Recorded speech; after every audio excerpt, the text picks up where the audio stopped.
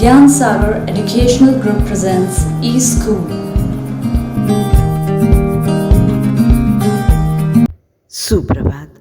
आज हम कक्षा 10वीं से स्पर्श का पद्यखंड से पाठ 1 कबीर की साखी का अध्ययन करेंगे। हम साखियों का अध्ययन करने से पहले आइए कबीर के जीवन से अवगत होते हैं। कबीर का जन्म काशी में सन 1398 में हुआ था।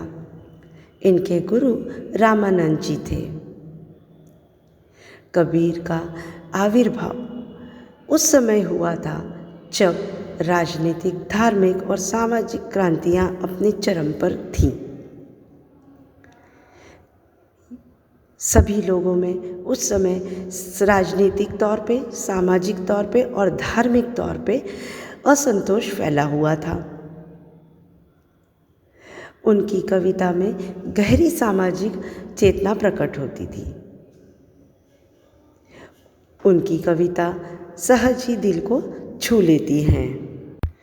कबीर जी ने एक ओर तो जहाँ धर्म के बाह्य आडंबरों यानी बाहरी दिखावे पर गहरी चोट की है, तीखी चोट की है, तो दूसरी ओर उन्होंने आत्मा और परमात्मा के मिलन तथा विरह यानी कि बिछड़ने और मिलने के भावपूर्ण गीत भी प्रस्तुत किए हैं।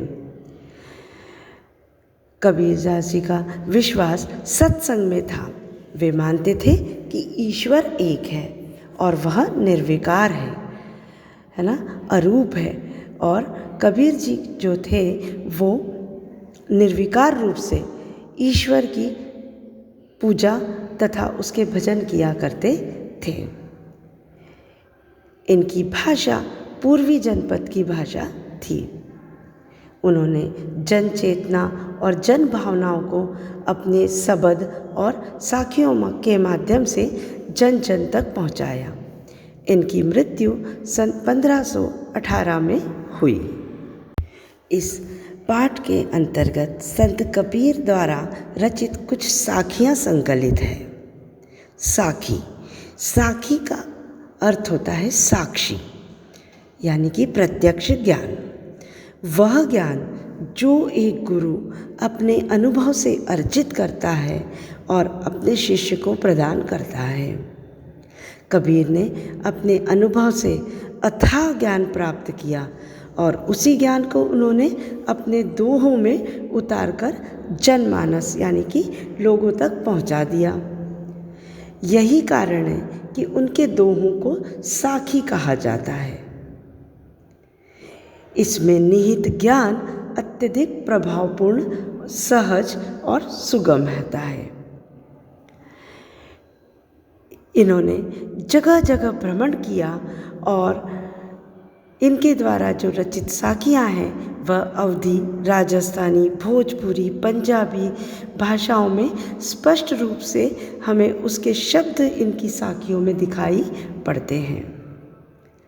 इसी कारण इनकी भाषा को पंचमेल खिचड़ी भी कहा जाता है और कबीर की भाषा को सधुक्कड़ी भाषा भी कहा जाता है।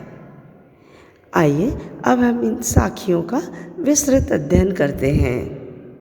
आइए अब हम साखियों के अर्थ देखते हैं।